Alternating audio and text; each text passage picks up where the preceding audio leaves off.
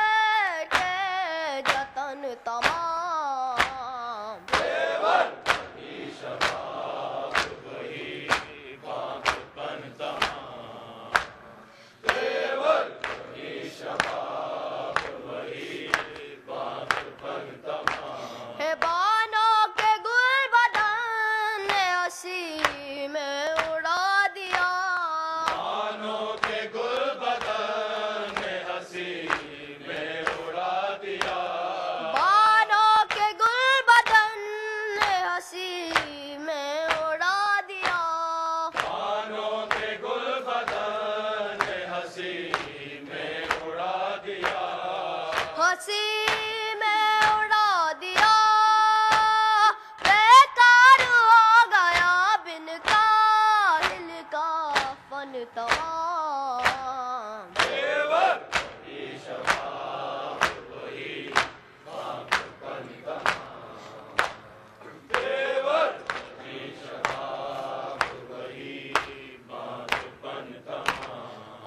عباس کو ملے ہیں علی کے چلن تمام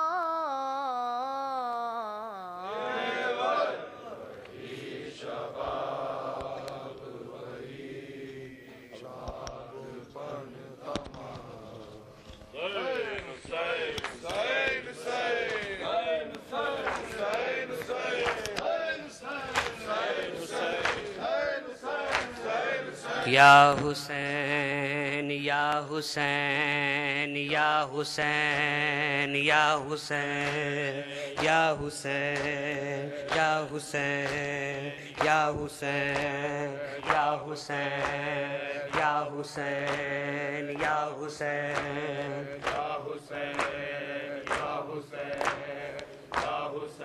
یا حسین یا حسین زینب کے ساتھ فیضا ہائے شام جا رہی ہے زینب کے ساتھ فیضا ہائے شام جا رہی ہے زینب کے ساتھ فیضا ہائے شام جا رہی ہے زینب کے ساتھ فیضا ہائے شام جا رہی ہے ہر گام پر ضعیفہ ہر گام پر ضعیفہ صدمے اٹھا رہی ہے زینب کے ساتھ فیضا ہائے شام جا رہی ہے زینب کے ساتھ فیضا ہائے شام جا رہی ہے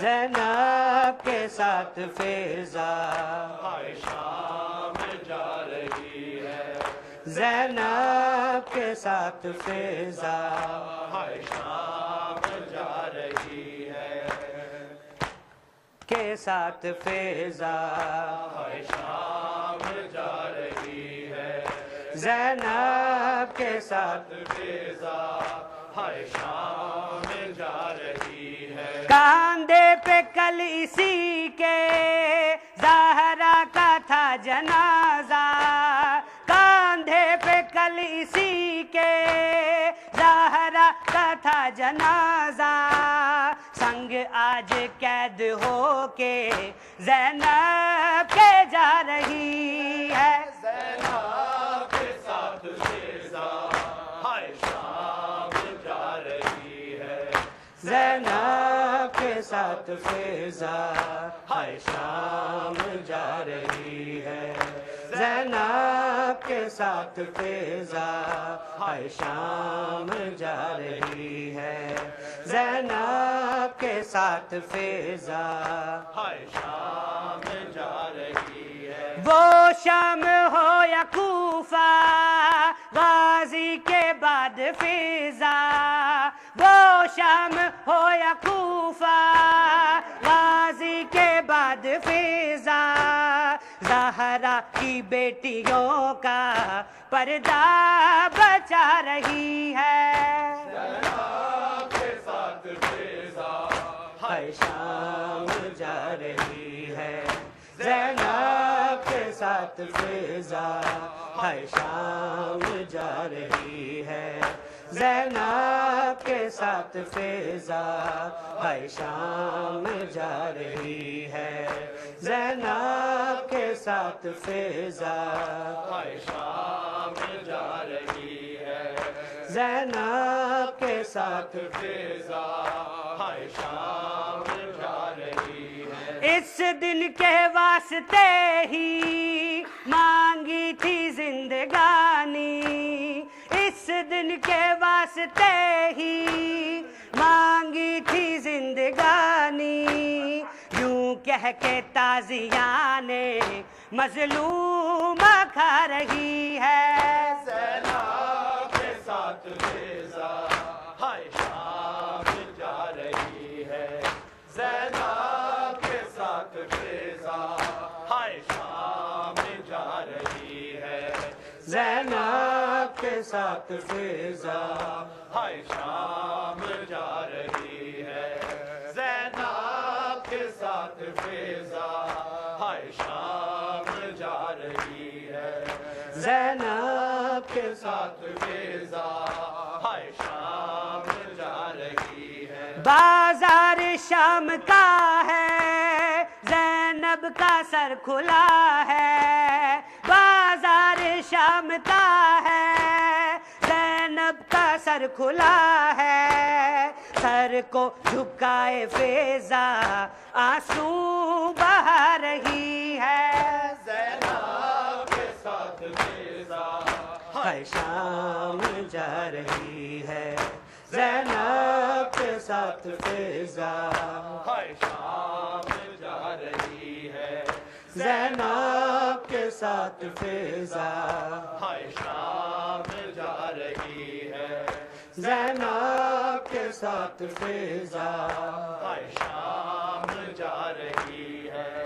زینب کے ساتھ فضا ہائے شام جا رہی ہے چھوڑا نہ ظلم سہ کر زینب کا ساتھ اس نے چھوڑا نہ ظلم سہ کر زینب کا ساتھ اس نے زہرا سے جو کیا تھا وعدہ نبھا رہی ہے زینب کے ساتھ فضا ہائے شام جا رہی ہے زینب کے ساتھ فضا ہائے شام جا رہی ہے زینب کے ساتھ فضا ہائے شام جا رہی ہے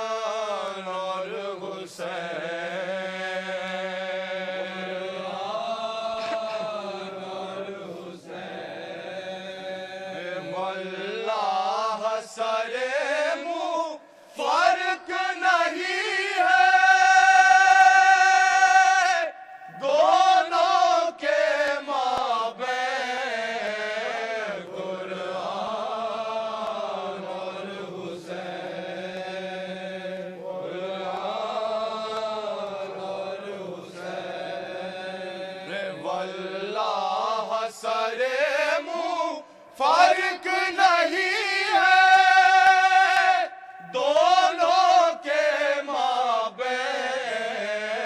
قرآن اور حسین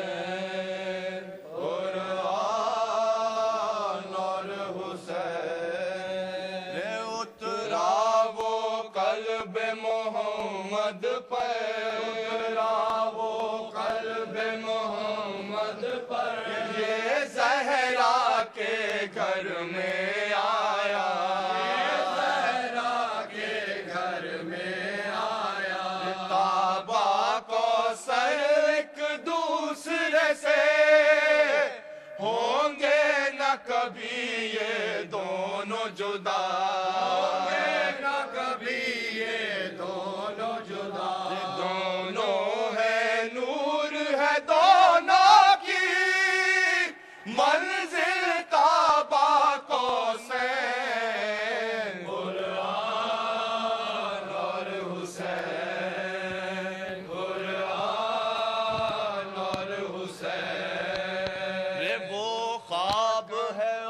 تعبیر ہے یہ، وہ خواب ہے اور تعبیر ہے یہ، وہ خواب ہے اور تعبیر ہے یہ، خواب ہے اور تعبیر ہے یہ، وہ خاکہ ہے تعمیر ہے یہ، وہ خاکہ ہے تعمیر ہے یہ، گرتا سے دو عالم پر لکھی تحریر ہے وہ تفسیر ہے یہ، تحریر ہے وہ تفسیر ہے یہ، محبوب الہی کے دل کا یہ دونوں ہی ہے چین، قرآن اور حسین، قرآن اور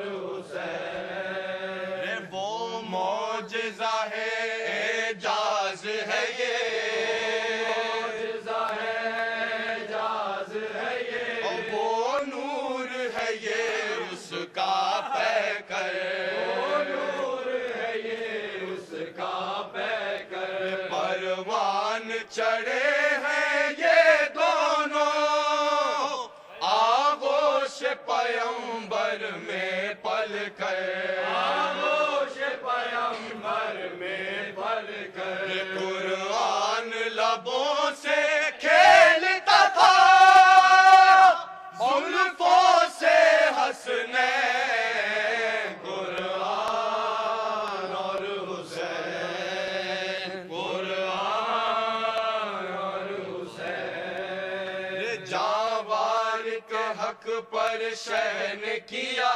جاوار کے حق پر شین کیا، جاوار کے حق پر شین کیا، جاوار کے حق پر شین کیا، قرآن کے دشمن کو اب قرآن کے دشمن کو اب قرآن صدائیں دیتا ہے، اِنَّا أَعْطَيْنَاكَ الْكَوْثَرَ، اِنَّا أَعْطَيْنَاكَ الْكَوْثَرَ، باقی ہے نسل محمد کی جب تک ہے نسل حسین، قرآن اور حسین، قرآن اور حسین، قرآن اور حسین، قرآن کو نو کے نیزہ پر، قرآن کو نو کے نیزہ پر، قرآن کو نو کے نیزہ پر، قرآن کو نو کے نیزہ پر، صفین میں لے آئے آدھا، صفین میں لے آئے آدھا، مہمان بلا کر سرور کو پانی نہ دیا سر کاٹ دیا، پانی نہ دیا سر کاٹ لیا، سر کھولے ہوئے ایک دکھیاری ماں کرتی رہ گئی بین، قرآن اور حسین، قرآن اور حسین، قرآن کو نو کے نیزہ پر، قرآن کو نو کے نیزہ پر، صفین میں لے آئے آدھا، صفین میں لے آئے آدھا، مہمان بلا کر سرور کو پانی نہ دیا سر کاٹ دیا، پانی نہ دیا سر کاٹ لیا، سر کھولے ہوئے ایک دکھیاری ماں کرتی رہ گئی بین، قرآن اور حسین، قرآن اور حسین، قرآن اور حسین، افسوس نبی کی امت نے، نبی کی امت نے، افسوس نبی کی امت نے، نبی کی امت نے، ان دونوں ہی کی قدر نہ کی، ان دونوں ہی کی قدر کی نیزوں سے لگائے زخم کبھی تیروں سے کیا گائے زخمی تیروں سے کیا گائے زخمی امت نے بعد پیغمبر لوٹا دونوں کا چین قرآن اور حسین قرآن اور حسین قرآن اور حسین صد حیف نبی کی عطرت کو حیف نبی کی عطرت کو صد حیف نبی کی عطرت کو حیف نبی کی عطرت کو تقدیر نے یہ دن دکھلایا تقدیر نے یہ دن دکھلایا شام بلا